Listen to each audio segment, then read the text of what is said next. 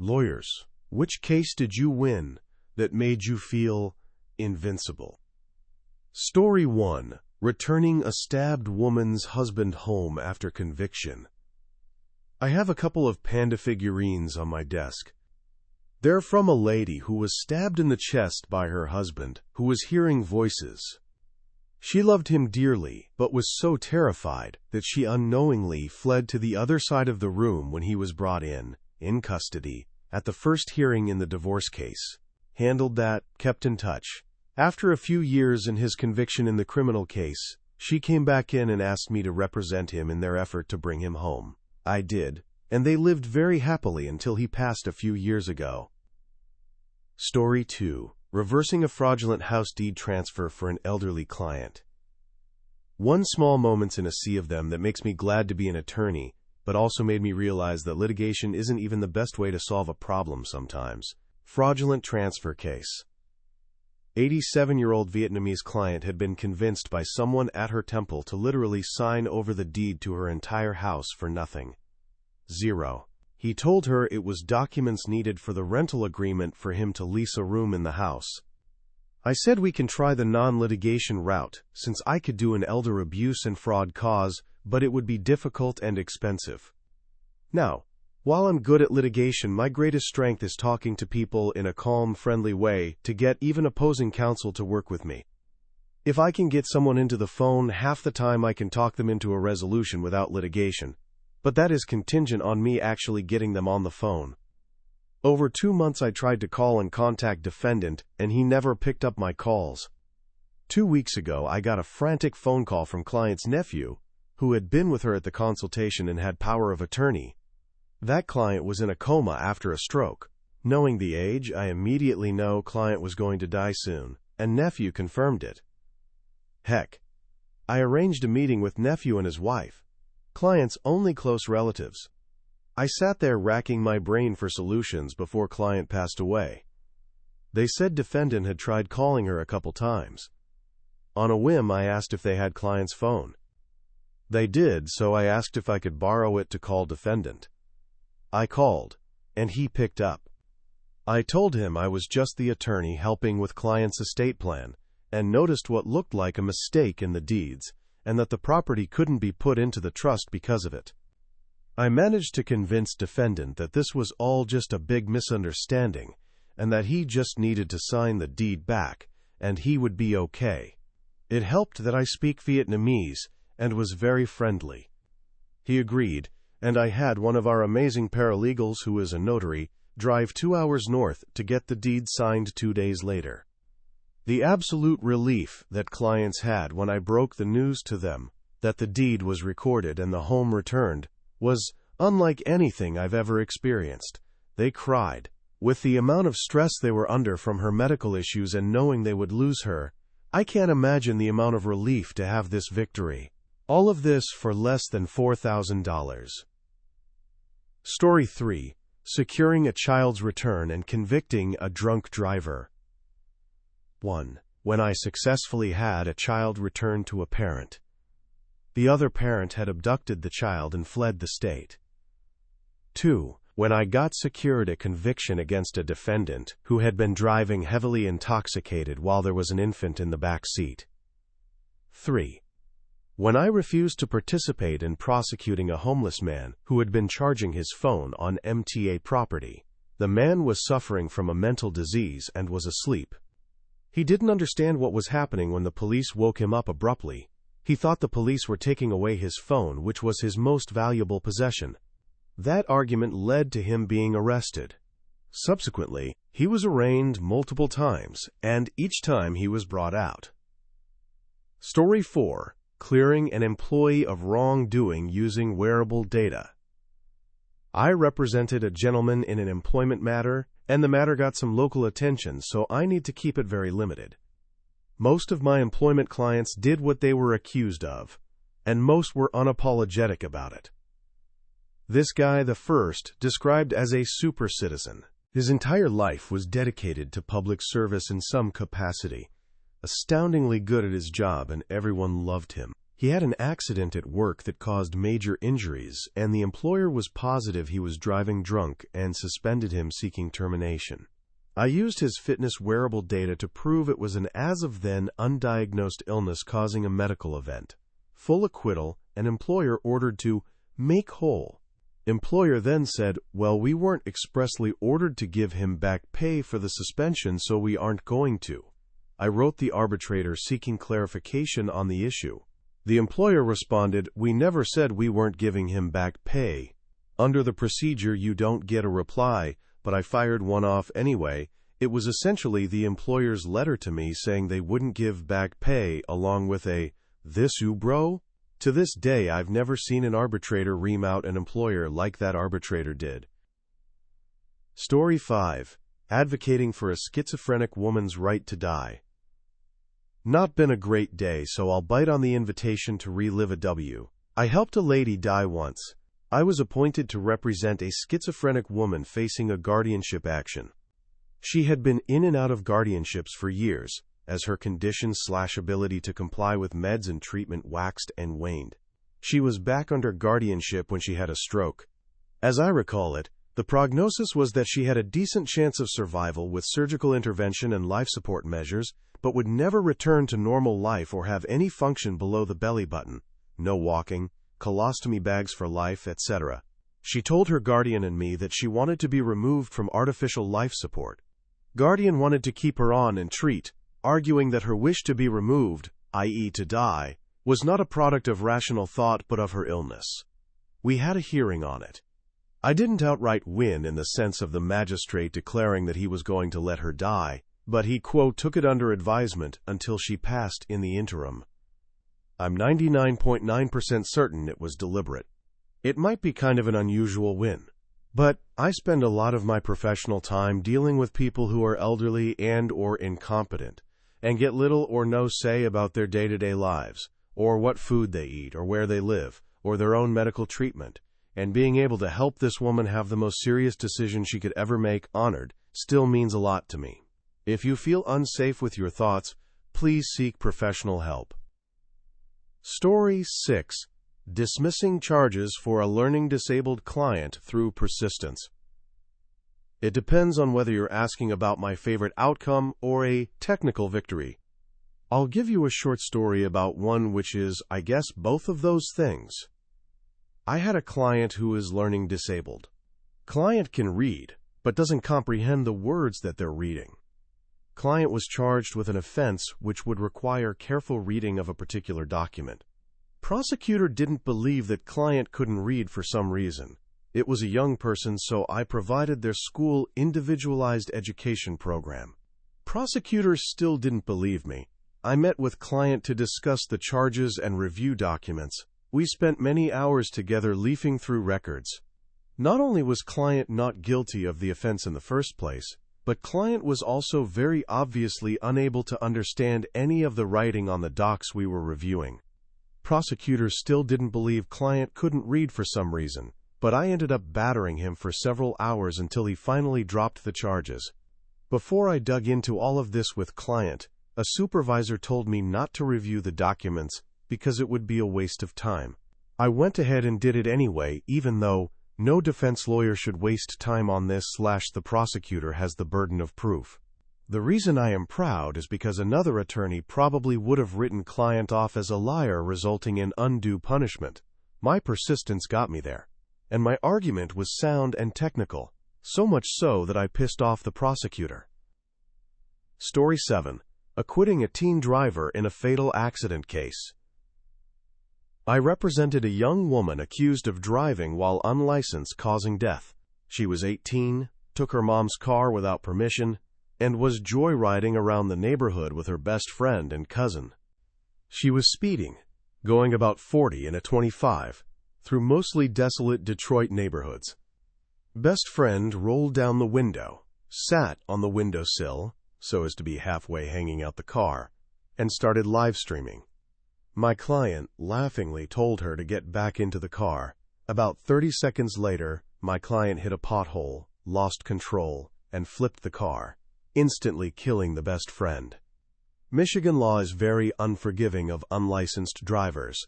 If you are driving while unlicensed and get into an accident and someone dies, you are guilty of a 15-year felony. It does not matter if you are at fault for the accident. It does not matter if you were driving safely and responsibly. The elements are simple. 1. Driving. 2. Unlicensed. 3. Death. 4. Caused by driving. Every lawyer I talked to said I needed to plea it out. Offer was 2 to 15. But it was a super sympathetic case, and I just knew that I could get a jury to acquit. I knew the causation instruction was confusing enough that I could harp on it with the jury, and I knew the facts were wonky enough to possibly lead to nullification.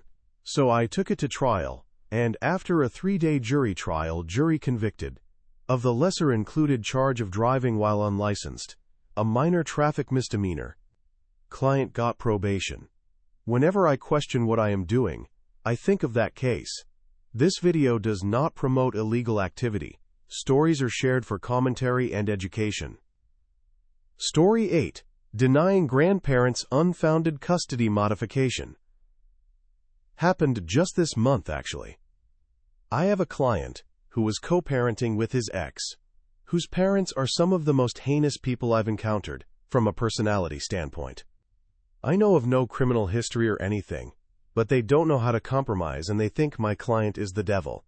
The ex dies and my client gets full custody. The heinous grandparents sue for visitation, which is fair enough, and we mediate a deal. They started causing problems 10 minutes after the order and have continued causing them for a year, at which point my client finally put his foot down and refused to meet some of their demands. They sue for modification of the custody order, on no grounds at all. To the point that if I was their attorney, I would refuse to file it, because there's no legal basis for the petition.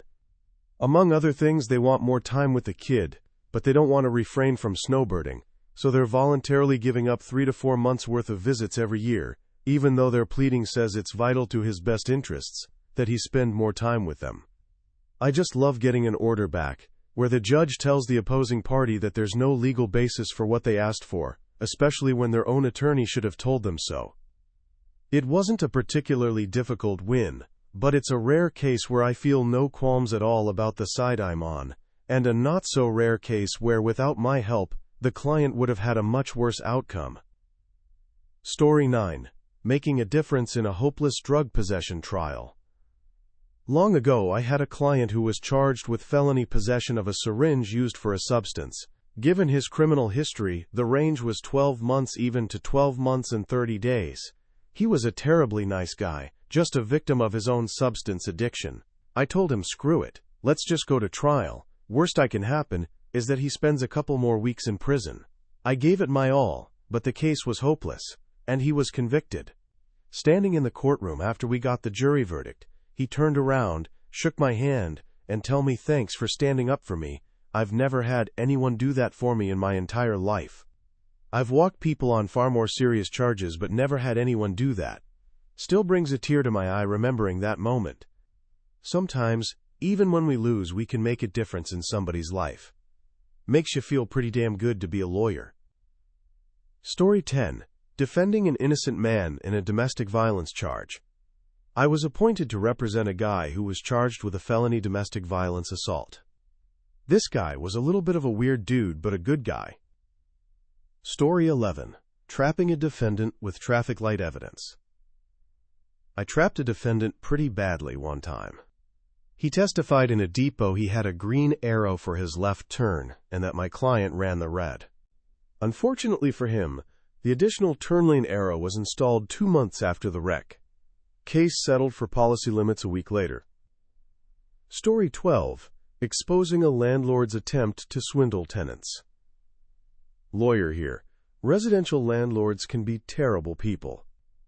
I'm a corporate lawyer whose only landlord/tenant experience is in commercial leases, but a friend of a friend was being told by her residential landlord, post-termination of her lease, that she and her 2 female roommates were not getting their security deposit back, and they owed him additional amounts for repairs. This asshole was actually making improvements to that apartment and trying to do it on their dime, So I took some time to write a letter free of charge because I was so pissed, wherein I demanded the entire security deposit plus a $500 in attorney's fees for having to write the letter. In reality, I thought I'd just get their security deposit and feel good about doing just that. But this guy definitely knew he messed up from the very beginning because he immediately paid every penny of that security deposit plus every penny of the attorney's fees I demanded. He was such a jerk that he saw 3 young female tenants as an opportunity to swindle them for their security deposit. And while I'm glad he paid up immediately and without a fight, I think it definitely demonstrates his conscience at the time. Story 13. Catching employees breaching fiduciary duty. It wasn't at trial, but during a deposition on a case where 2 former employees decided to start their own company in a very niche market, but decided to make their plans on company laptops they unsuccessfully tried to brick. One of the defendants was the one being deposed. She said she, quote, to a higher power than the company. When pressed on what that meant, she said, herself. That got reused prominently at trial. Edit. Because multiple people have asked, and finding a clarification in the replies might be annoying, there isn't anything illegal about wanting to leave one company and start your own. The problem was how they did it, which was trying to poach existing clients while still employed, which breached their fiduciary duty, particularly of loyalty. I believe we also went after them for intentional interference with contract, as they weren't trying to solicit new clients for their business, but rather trying to get existing ones to break their contracts with our client. Using the company laptop to try to do it just made it way easier to catch them when the company IT guy found all the emails. And for privacy reasons, I won't say what industry it was, but to the person who asked, no, it was not a high-end escort service. I've never had to deal with one of those. I did have to ask a witness once about a sugar daddy website once, though. So that was fun. Story 14. Revealing defective product emails from engineers. I worked on a case involving defective processors.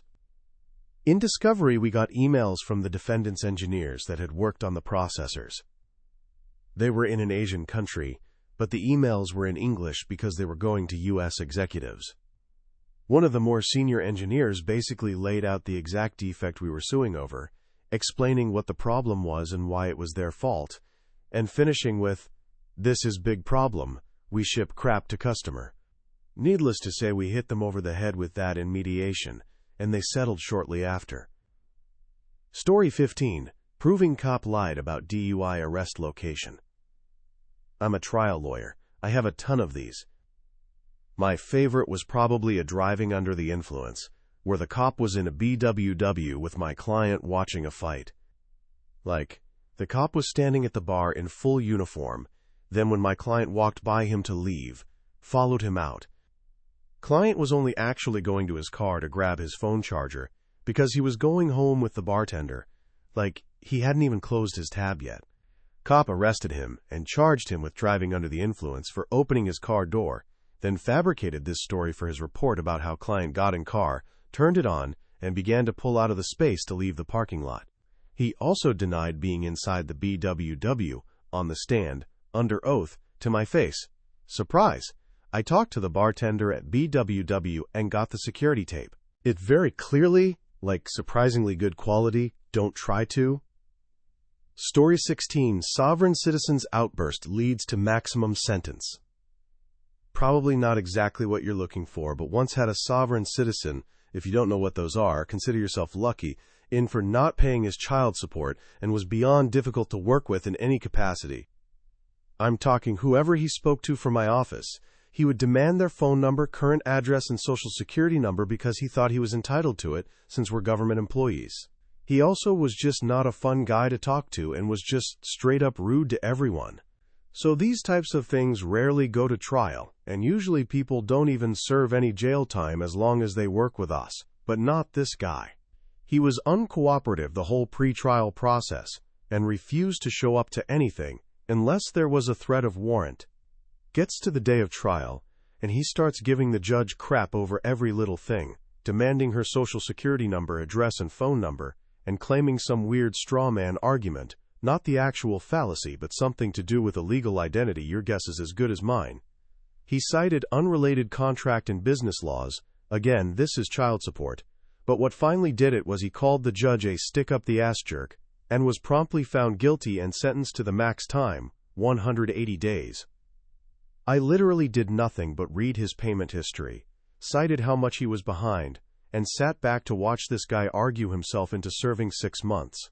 It was pretty satisfying seeing him escorted out of the courtroom in handcuffs. Story 17. Daughter's social media brag undoes settlement.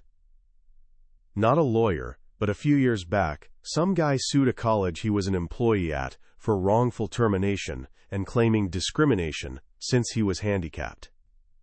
They reached an out-of-court settlement with the guy, like $80,000, on the condition that the case was not made public. That was until the guy's stupid teenage daughter bragged about it all over social media with, "My daddy won $80,000 from college name in a lawsuit, so guess who's spending the summer in Europe? And college name can suck it. So guess who lost their case and didn't get jack crap, and guess who didn't spend the summer in Europe that year?" Story 18. Clearing fraudulent debt for immigrant client. I had a pro bono client, a wonderful hard-working Jamaican immigrant, whose roommate intercepted credit card applications, applied for them, and left my client with a mountain of debt she didn't incur. I got the credit card companies to forgive all of it and didn't charge my client a dime to do it. She was an amazing woman, brought joy to everyone she met. I'm lucky to have met her, and we're lucky to have her in our country. Story 19. Appellate victory for elderly patients' rights. Back in my public defender days, before regular government work, I handled trials/hearings during the week and prepared appeals on the weekends. I developed blitzkrieg researching and writing skills, which I needed when appointed as guardian ad litem for an elderly woman already adjudged incompetent but diagnosed with throat cancer, in addition to ongoing emphysema likely ending her life within 6 years.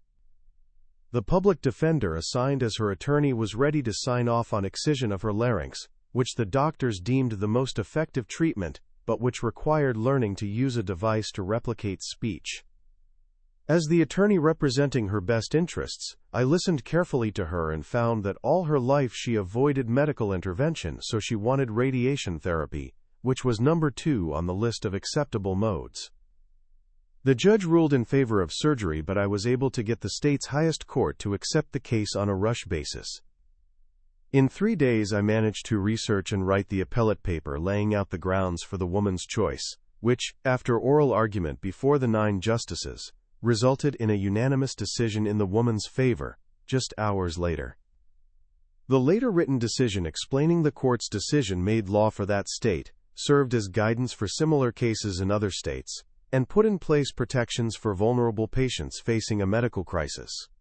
As for me, I got the rockstar treatment for a while when my identity became known at legal occasions.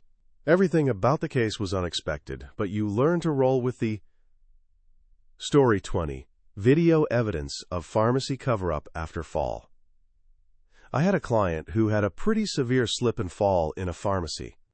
In my state, we are not allowed to see surveillance of the subject until after the deposition or other similar testimony is taken.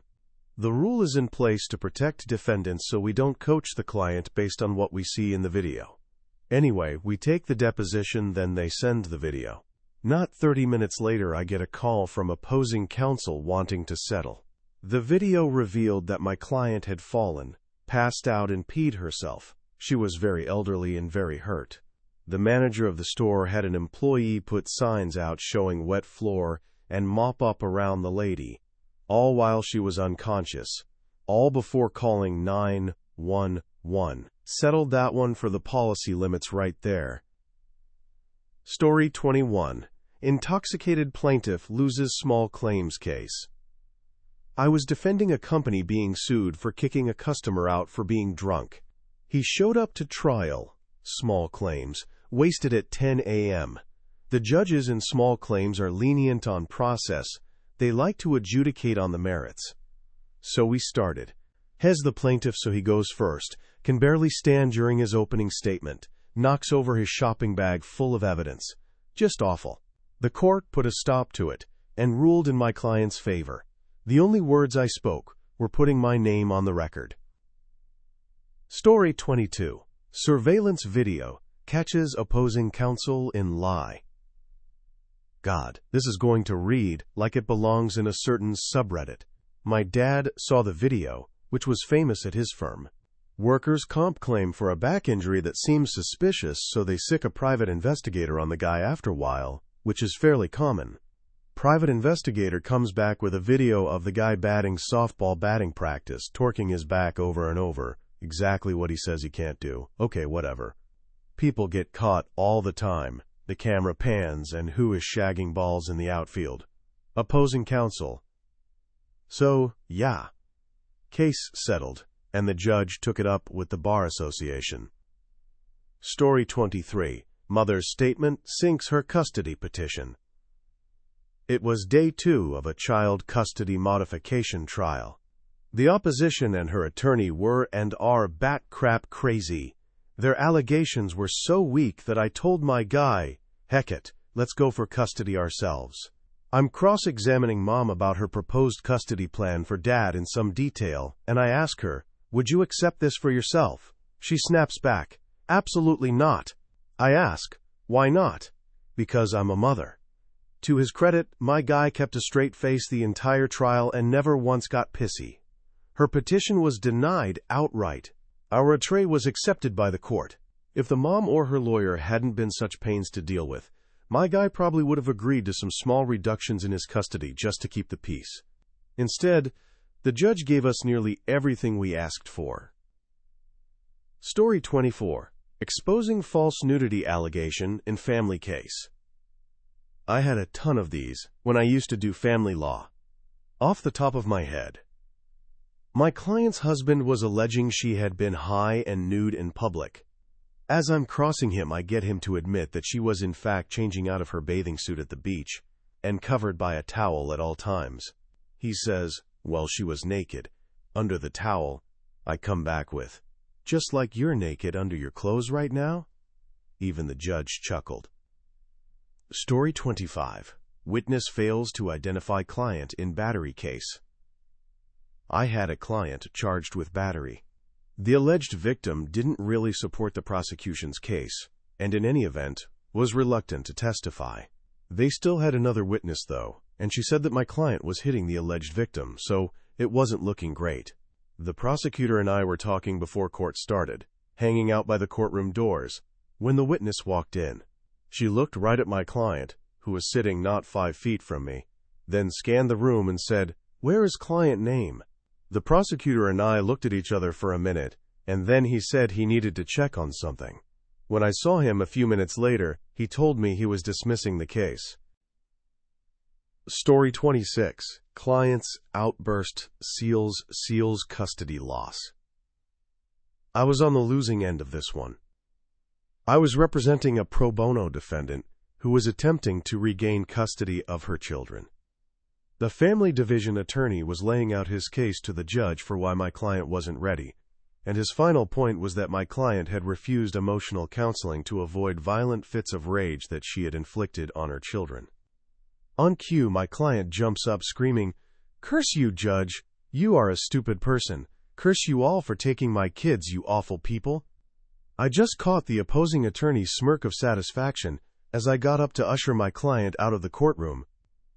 Edit. In case you're feeling the slightest bit of sympathy for my client, here's some more background. Story 27. Judge calls out opposing attorney's rule misinterpretation. Not a case-winning moment, but a motion-winning one for sure. Think of cases like a big conflict, with motion hearings as little conflicts. Opposing attorney was insisting that Rule A meant they could do X. I tried, multiple times, to point out Rule A literally did not say that. During the hearing, the judge reached behind them, grabbed their Rules of Civil Procedure, basically a dictionary of rules, placed it in front of the other attorney, and said, "Show me where Rule A says X."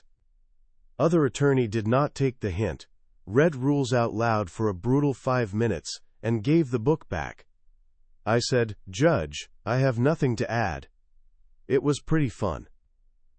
Story 28. Witness's truthful answer deflates opposing counsel. Opposing counsel decided that I had coached my witness and gave him lines to repeat, that he was lying. Short version is that he asked the witness if he spoke to me before he testified. Witness said he had. Attorney looked like he thought he had me. Attorney asked the witness what I told him, what instructions I gave him.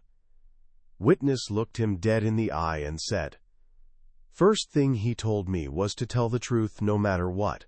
He said the lawyer is never the one who goes to jail, that he isn't going to jail for me, and if I lie, I'm on my own." Attorney looked like someone took the air out of him. Everyone in the courtroom simultaneously looked at me, only time I've smirked or laughed in court.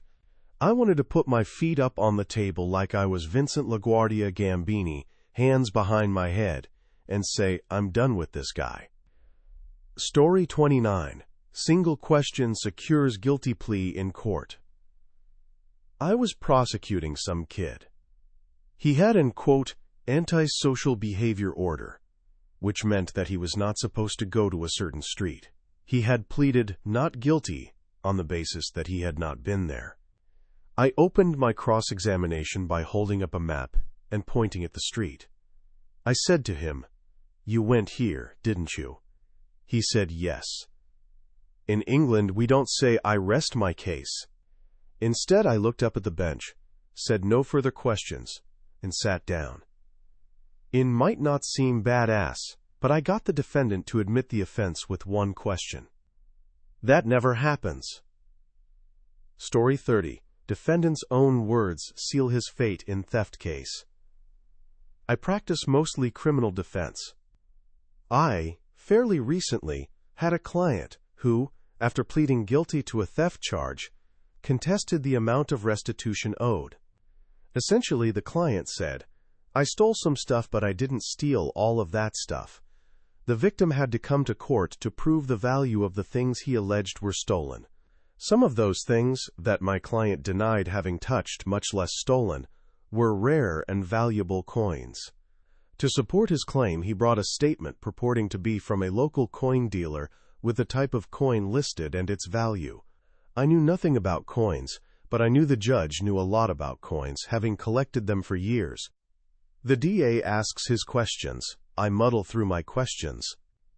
Then the judge said he had some questions, and verbally ripped this guy's list to shreds. Stuff like, "You expect me to believe that blah blah blah coin in blah blah condition is worth $250 when I can go online right now and find the same coin for $36?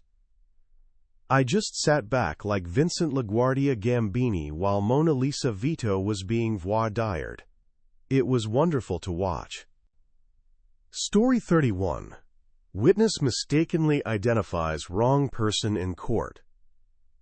When I was in law school, I clerked for a criminal defense legal clinic. We had an assault and battery case where there was only one witness to the crime, which was the victim. I was sitting at the defense table with the actual attorney, another law student that worked on the case with me, and the defendant. We were all in similar-looking suits as a matter of unplanned coincidence. The victim was asked to identify the person who committed the assault in court, and she pointed to me and not the defendant. Our attorney asked several times if she was really pointing to me and if she was sure, and she said yes. The prosecutor was visibly upset, and the trial pretty much ended there, as this was a bench trial and not with a jury. It was never discussed or admitted to, but I suspect our attorney purposefully had me there at the trial, because I did have a passing resemblance of the defendant. Story 32. Ex's lies exposed in custody battle. During my divorce, my ex was on the stand lying her ass off about how she was totally not using substances and having an affair with our underage child present in the home. Her lover was outside because my attorney subpoenaed him and he had to be there. My attorney grilled him, and what he said contradicted what my ex was saying at least a dozen times.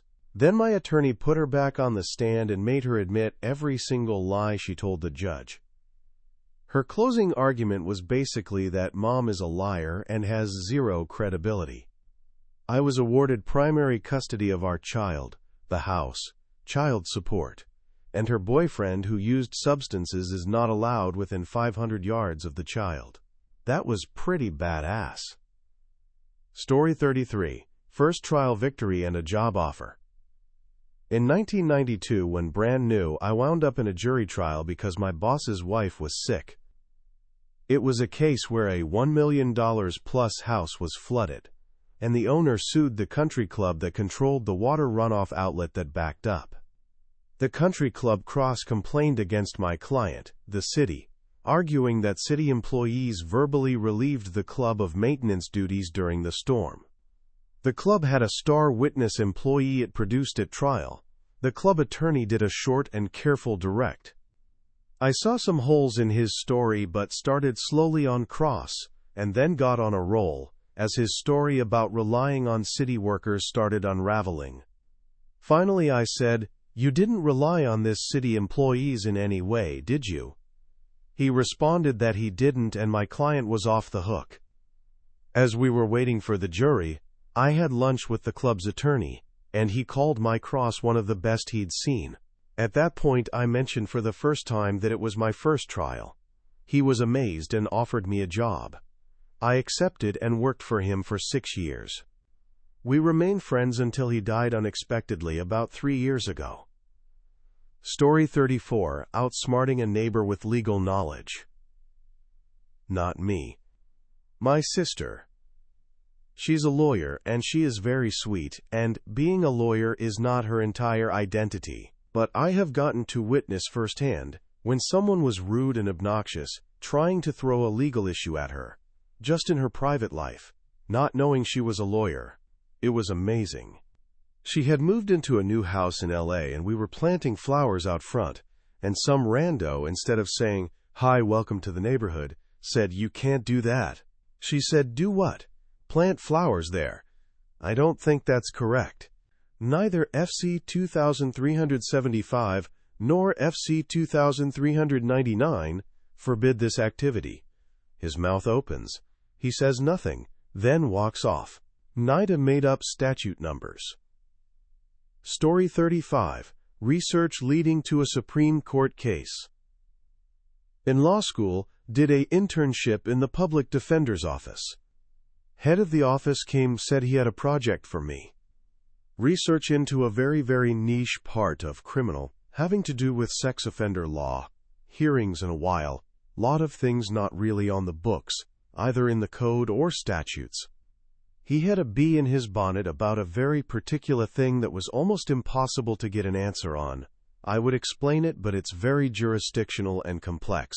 I came back to him with a very humble answer. He wanted to know what items of evidence and what authentication can be used for X. There literally was no answer. But I did find one unpublished case that said, "You can't use this, that, or that for X." He thanked me, and that was it. A month, he calls me in and shows me the Supreme Court case of our state addressing the very issue he had me research. They states there was zero precedent and had only ever been addressed once, in the case I cited. Offered me a job once I graduated. Did not accept, because although I loved the place, the drive was absolutely insanely long and difficult. Very small thing, but happened right when I needed that boost, and really helped me get through law school and beyond.